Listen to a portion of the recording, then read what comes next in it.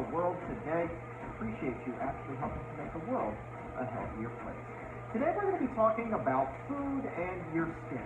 What you eat can really give you acne, or it can help cure the acne. It can help you look younger or maybe make you look older.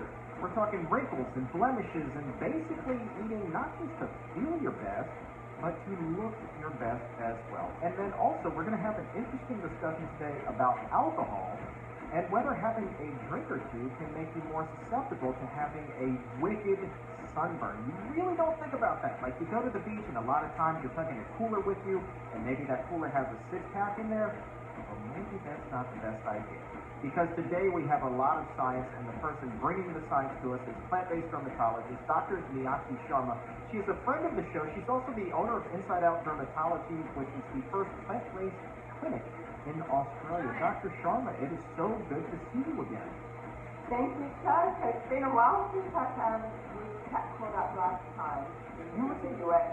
Yeah. 3 years, 3 or 4 years, something like that? That's right. That was when I came to your show in person, actually. So here we are now over what we call video. Yeah, the wonders of the internet. So you are currently in Australia, obviously. Where is your clinic located? To start off with that. It's in Melbourne, Australia, in the southern state. Okay, there you go, Melbourne. Now here is the deal, Doc. When you were last on the show, we had a lot of talk about how your food can really affect the way that you look. So I want to continue that discussion today because we get so many questions from people who ask about this, and I think it's kind of especially timely with this being award season here in the U.S., and you're going to see a lot of stars with the glitz and the glamour, and what do they know that the average person doesn't to look that way? So maybe a lot of that has to do with diet. Let's find out. The first question today is going to come to us from Jane. And Jane's question is quite simple. What foods cause acne? Look, I think this is a really interesting question. This is something I get asked every day. Or if I don't get asked, I will tell my patients about this. So a lot of researchers have been presented in the past about the issues of dairy and acne and it's only skim milk that causes acne, but not the rest of the dairy. For me, I think that it's important to dive a bit deeper and look at the molecular reason why dairy causes acne.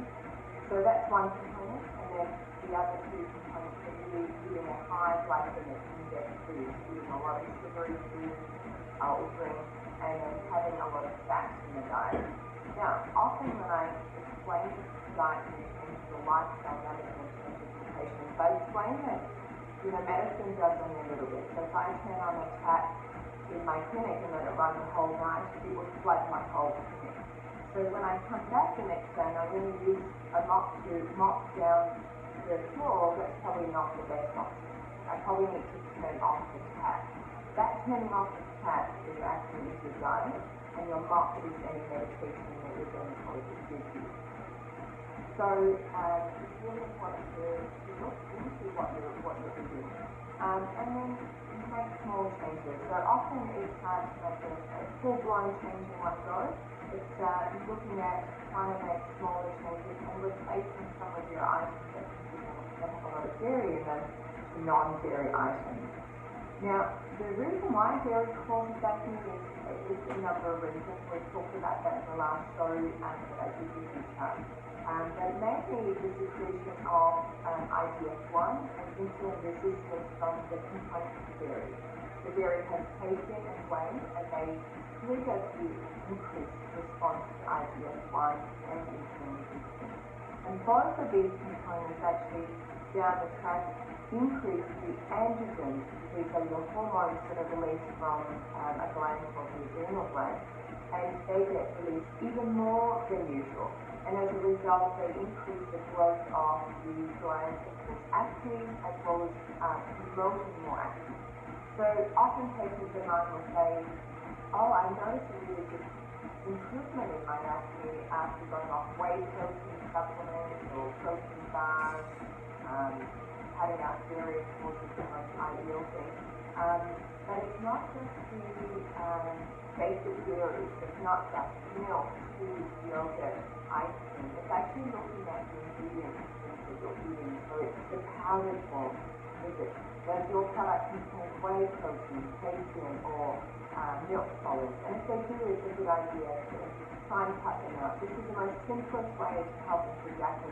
I've been a sufferer of acne myself, and quite frustrated with the treatment side of it. And often the acne would return, and that's where I got started looking into nutrition. And then when I changed plant-based, you wouldn't believe it, but actually my acne disappeared in 2 weeks. And I thought, this can't be more than coincidence. There has to be some science behind it. So it's really important. Now, most of it's very high level of sugar and fat. So you often have all the things in the diet by just taking out the dairy. Yeah, so that's what I was going to ask you, though. That to that last point, there's this belief here. I don't know if you want to call it an old wives' tale that chocolate can cause acne, but is it really the cacao, the chocolate itself, or is it, as you're saying, it's the dairy, the sugar, the fat that is combined with the chocolate? Exactly, and look, even if you were eating dark chocolate with no dairy in it, often that actually has a lot less sugar in it, even though it might have cacao butter, which is the fat component. That's been shown not to be as acne promoting as if you're eating milk chocolate. And as we know here in our chart, that's not really real chocolate. So try and change it to dark chocolate. I'm not telling you to stop eating chocolate. It's about swapping it to other non-dairy items.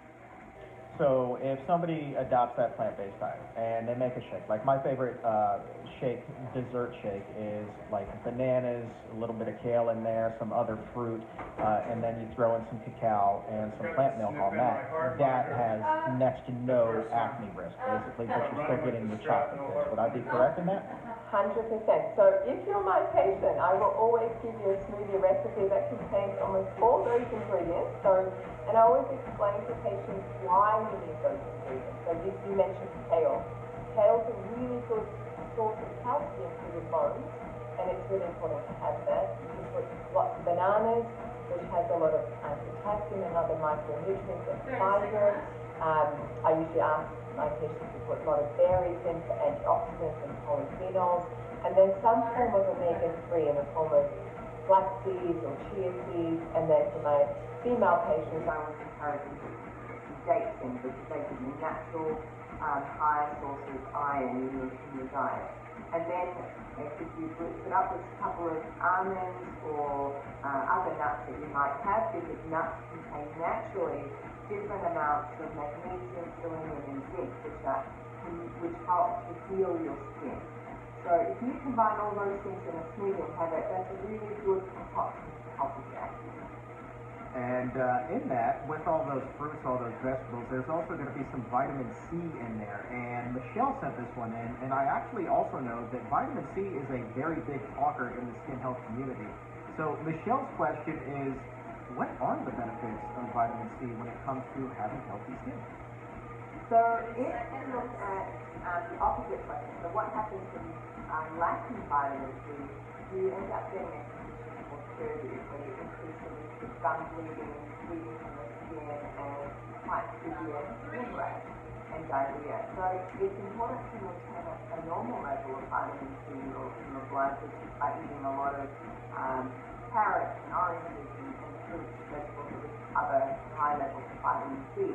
But if you're talking about putting it on your skin, the research and the science is showing some good benefits. So it is increasing the, when I looked at the research on topical vitamin C, it does show that your skin illuminates better, there's some better hydration, better levels of collagen, but these are very minute levels, and often I'm always weary about topical preparations and oral injection of these vitamins, but I always prefer that you eat those things rather than put it on your face. See, now that is the perfect segue to the next question, which comes to us from Robin. And honestly, I laughed when this one came across my desk. Robin's question is, Will cucumbers do more for your skin if you eat them or you place them under your eyes? What do you think, Doug? Oh, it's gotta be under the eyes, right? Look, cucumbers have a great form of a source of hydration. So one of the things that I learned through my journey was that, there's such a high in that number of glasses we drink a day. So sometimes it's really hard, especially with us physicians who are now having to wear N95 and our full PPE from patients. We don't often get time to hydrate as much as we'd like to.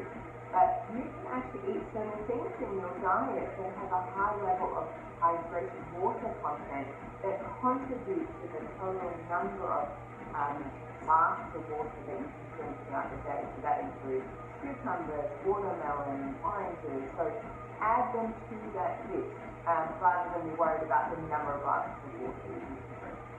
Fair enough. Let's take a question here from Carla. Carla is wondering whether sleep, diet, or hydration, which you were just talking about, is most important when it comes to having health. I think all of them actually. But I would add one more thing, which is sunscreen. So it's really important to sleep well, and that can be quite difficult in the modern world. We've got external stimuli, we often have our phones, we click onto Instagram at night time, and then it disrupts our circadian rhythm. So, but out of all of them, I think diet hydration is more important because there are a lot of young mums who are sleeping and they've got young babies. But if you're eating healthy, so eating a high diet, a diet high in antioxidants, that's the most important thing. So having lots of berries in your diet, flax seeds, omega-3, and a variety of fruits and vegetables. And really, eating a rainbow on your plate is what's really important, because then you get all the nutrients your body needs, including all the necessary vitamins that you require to have a healthy skin, hair, and nails. So, but I would add to that sunscreen. Kind of along those same lines, let's take a question here from Terry, who wants to know, what can I eat to look less tired? Maybe sleep factors into this one as well. I would assume so. I think that's a really hard question because we don't know what Terry does on a day-to-day basis. But look, I think, particularly when you look tired, you're probably having more fine lines that are showing up. And so I think that, and we talked about this in our last session as well, which was sugar. So sugar increases your wrinkles, rates of forming wrinkles. And this is not fruit sugar, this is processed sugar. Because what processed sugar does is it causes these advanced glycation end products in your skin. So they basically bind to all the collagen, elastin in the epidermis and dermis and makes them a bit more rigid over time. So it increases the rate of aging. So if you can kind of cut down processed sugar and adding more fruit sugars is more beneficial. Fruit sugar is delicious. People sleep on transitioning off of processed sugar over to fruit, and I'm telling you, it's so good. Maybe it's going to take a little bit of a week or two to get your mind wrapped around that, but once you make that transition, and you start discovering, the fruits that you really, really, really like, and that a banana can be as sweet as any candy bar out there, you're going to be in pretty good shape. Here's an interesting question from Aaron. And when Aaron, I will preface this by saying Aaron also sent a link to an article that proclaimed that a woman was able to look like 20 years younger just by drinking 2 gallons of water per day. So I'm not quite sure whether this was a real article or not. Neither was Aaron for that matter. But she's like, with this article, silly question, she says, but can you get rid of wrinkles without surgery? This is, I once had a lady who was, bless her soul, was 70 years old, full of wrinkles and wanted me to help her out. And I said, well, this is probably too far gone, probably should have come a long time ago. But if you're young and haven't got any resting wrinkles, the wrinkles on about missing that part of the face, Look, I think that it's a difficult one. I think that the only way you can prevent wrinkles is by wearing a good and decent amount of sunscreen. And when I talk about sunscreen, it should be approved by FDA, or in Australia it's approved strictly by the Therapeutic Goods Administration. And even if it's a water-resistant sunscreen, you must reapply every 2 hours if you're outside and you're sweating. So if you're in the pool, if you're running, doing any sort of activity, and you form a sweat, it is important, even though that sunscreen might claim it's water resistant for 4 hours, you need to reapply. And a lot of people, especially people with skin of color like myself, often ask me, what's the point of putting sunscreen? I don't wear sunscreen. And I think that that's where this is so relevant, because you need to wear sunscreen to prevent the formation of wrinkles, because the ongoing sun exposure, even if you're driving in the car, and since you have tinted windows, don't forget that the windscreen only blocks out 70% of the harmful sun rays.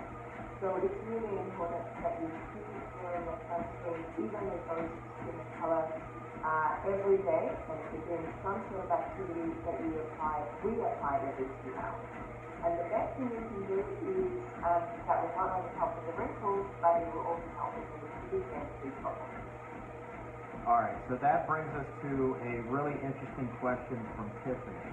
And true story here, before I pull Tiffany's question up. I used to date a girl who swore up and down that the fact that she would eat a ton of greens every single day made her less susceptible to getting a sunburn. So with that in mind, Tiffany's question is, and this is not my ex, but Tiffany's question is, can eating healthy actually prevent a sunburn? Okay, that's a very, again, a good question to ask, because I think it covers a lot of things. So you cannot prevent sunburn if you're sitting outside in full-on sun, especially with skin cancer. You can't get away without getting sunburn. Even someone like myself has definitely been sunburned recently. So this is more about general skincare and what you can do to reduce the rate of sunburn. And that is by having a diet that's high in antioxidants.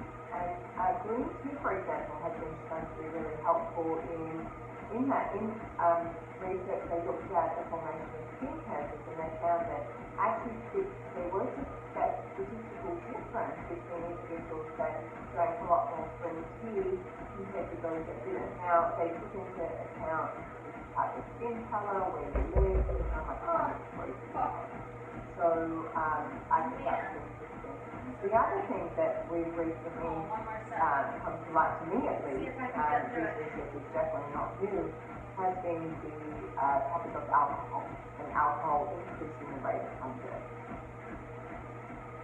Yeah, so actually, we have a question about that as well, one from Liz. She wants to know, does drinking alcohol actually make you more likely to get a sunburn?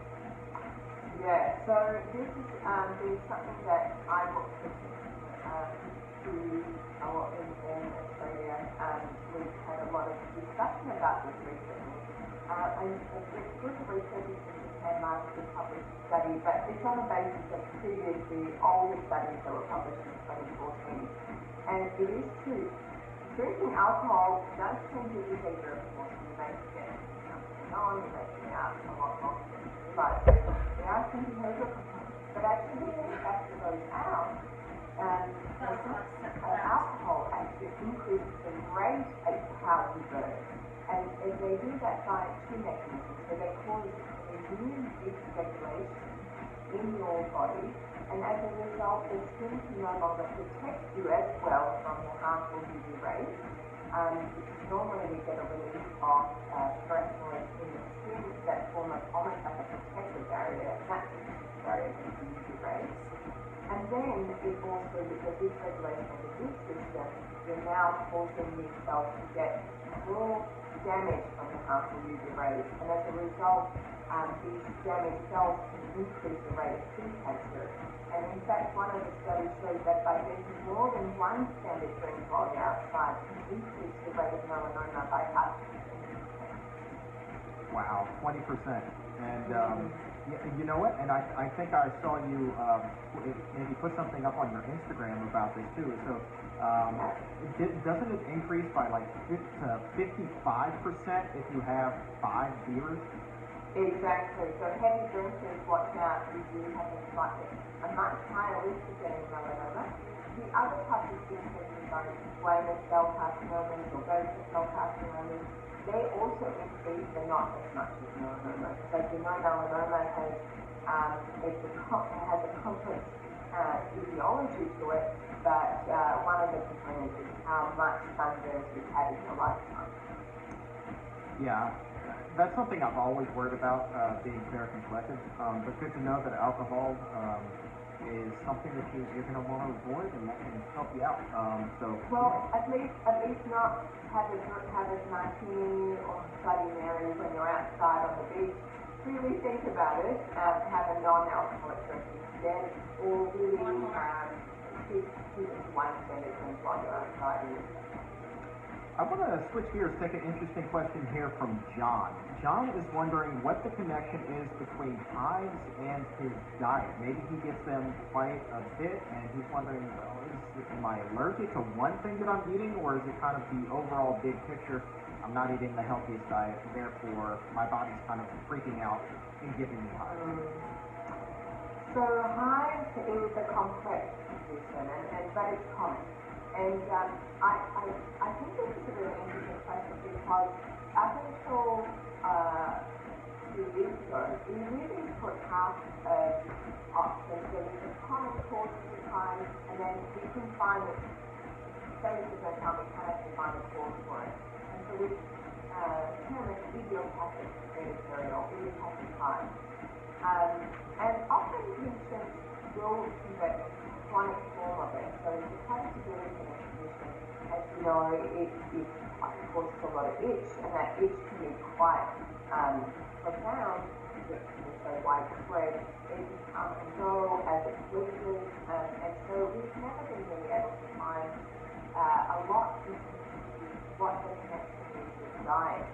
But a few years ago, research started about on the topic of meat allergy, which is really interesting because we haven't really thought about a specific type of a link between hives and diet. So they found that if you're eaten by a tick, especially ticks on areas, that it can transfer a type of allergen called alpha-gal. It has a longer name than alpha-gal version. And so if you, in these patients, if you eat meat or any other mammalian meat, the reaction is a bit delayed. So you take it in, and normally hives will eat something because within 15 minutes. So yes, there's a link between the diet and the hive. But with this type of allergy, it's often delayed by 2 hours. So most people can't make that link between what they've eaten and then having the hive. Now, when researchers looked at testing a group of individuals, they found like 20 out of 23 of their patients, so it's still a small study, but found them to have a high level of these antibodies in their system. And when they then got these patients off the mammalian meat and their mammalian byproducts such as dairy, they found complete resolution in their symptoms within a couple of weeks, which they had been suffering for a number of years for, and no one had really come up with any solution for their condition. So this was a profound effect on that patient's system. And till now, those patients have not been reported to have a reoccurrence of their symptoms. But during the study, when they did try to go back onto the mammalian meats and byproducts, their symptoms came back almost immediately. So we know that through that food challenge, that yes, this is the link between their hives and mammalian meat. So that's really interesting.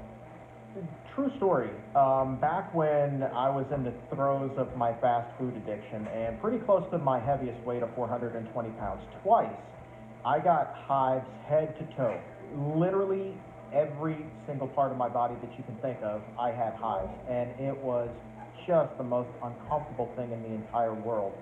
And they had to put me on steroids just to treat it, to get the hives under control. And I remember going through the first round of it, and as soon as I finished up those, it came right back. And they had to put me on a second round, and then for whatever reason, they didn't come back that time. And I wasn't thinking anything about my diet, but you know, just how out of whack my system must have been inside at that point. I would think that would have been a major contributing factor to why I was having that breakout of hives. Outbreak. Yes. Yeah. 100%. So hives is the activation of mast cells. So that we have these immune cells, we all have them, and these mast cells, when they're activated abnormally, release a large amount of histamine into your system. And so there are starting to be certain links between things that you eat in your diet and the activation of these mast cells. So I'm really sorry you experienced it, but you know, you completely understand that how debilitating this rash can be. And you know, and I think that almost always people are pulling their hair out thinking, what is causing my rash? And now we found, okay, there is a link between some types of products in your diet.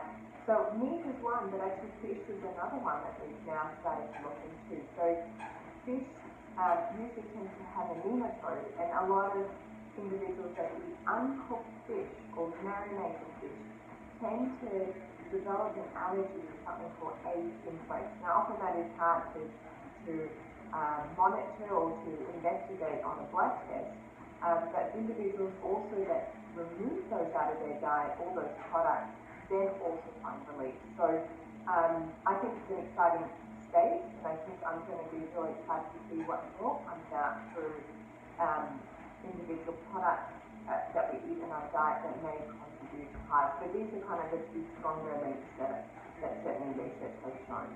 It's funny though that fish comes into the conversation when those who are not in the plant-based community, the majority of them view fish as being a health food. You know, they know that it's not a hamburger. They think that it's a healthier meat, kind of along the lines of the chicken breast. But here, if it's increasing your risk of having dermatological issues, like that's no good.